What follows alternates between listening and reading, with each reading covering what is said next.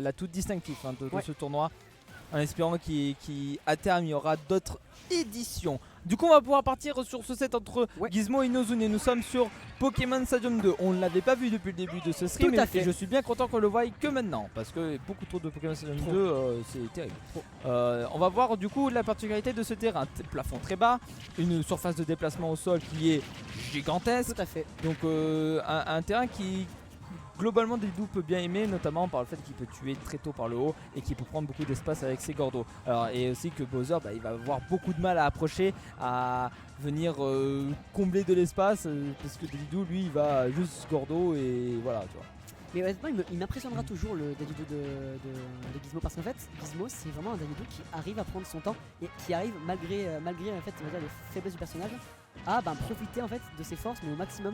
C'est-à-dire que si jamais il a une phase ou un truc comme ça, ou genre il comprend que tu paniques, mais il va te boulailler mais d'une manière très sale quoi. Ah oui clairement, là Gizmo c'est le genre de joueur que j'aime bien appeler caractère spécifique. C'est à dire qu'il va avoir un personnage, ça va être sa maîtrise de ce personnage en particulier, il va être super fort avec ce personnage, mais dans le sens où c'est un peu comme dans la méta américaine, tu vois. Il va prendre le personnage, il va booster ses forces à fond et du coup il gagne. Tu vois. Maintenant nous entendons ce qu'on appelle dans le jargon le ledge trap du OMG Jafar, je suis coincé. Oh dommage. C'est-à-dire un set, parce que là c'est Gizmo que là j'ai le droit de le dire.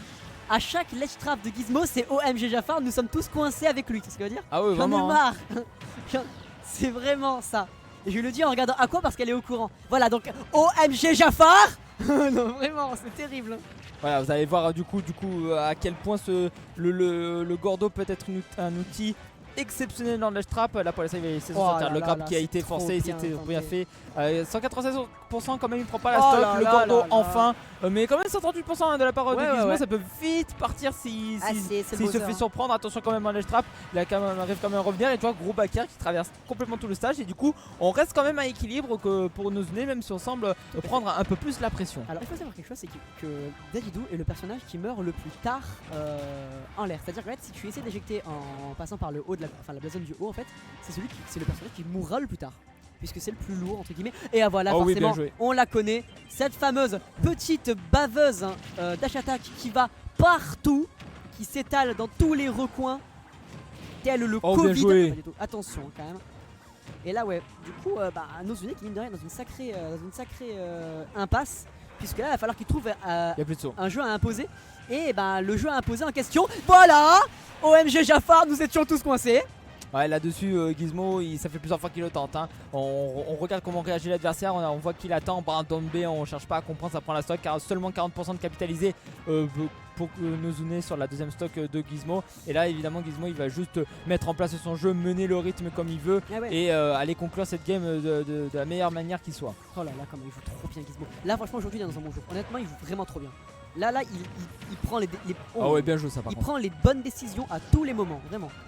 Bon, faire attention, voilà. Ici, ça va trouver un air, un petit. À chaque fois, j'oublie comment on dit. L'inverse de Rising. Falling. Falling Nair. Ah oui, d'accord. Ouais, Falling Nair là-dessus. Falling Nair, tout à fait. Attention quand même au Gordo qui va venir peut-être ici. Faut une pression monumentale. Et voilà, ça va venir trouver quand même. Ça arrive pas à approcher. Inozune, ça arrive. Oh là là là là là. Et là voilà, le retour en ledge trap. Et au revoir, arrive à tout à l'heure. Et oui, bien joué là-dessus, on force l'air dodge pour le saut parce qu'évidemment on va pas se faire surprendre, parce que là en fait c'est tout un jeu de conditionnement qui est remarquable de la part de Gizmo, parce que la première fois qu'est-ce qu'on fait, on fait le marteau, on va pas forcément chercher le ledge et du coup ça ira pas plus loin, on attend, ensuite deuxième phase on fait effectivement le marteau et on tout frame, on prend la stock et la troisième fois on fait le marteau. Du coup on veut pas se faire avoir une nouvelle fois de la part de Inozune, du coup on veut sauter ou rouler, enfin on veut pas rouler ça c'est sûr parce qu'on est sur la position. Du coup on voit qu'une seule option c'est sauter, mais il y a le Gordo, du coup on air dodge, on attend la fin de l'air dodge, on punit. C'est bien fait de la part de Gizmo qui là-dessus maîtrise le rythme, maîtrise les tempos de la game, tel un chef d'orchestre Finalement est-ce que c'est pas un peu un chef d'orchestre, le chef d'orchestre du Gordo quoi. Oh oui. Avec son marteau. Là ouais c'est sur PS2 ça marche aussi hein. Mais il marche pas bien. Voilà et maintenant ça choisit les maps à bannir. Ouais pick and ban du coup Est-ce que ça va garder Gizmo ou est-ce que ça va garder Dadidou ou est-ce que ça va prendre Ice Gamers, je ne sais pas.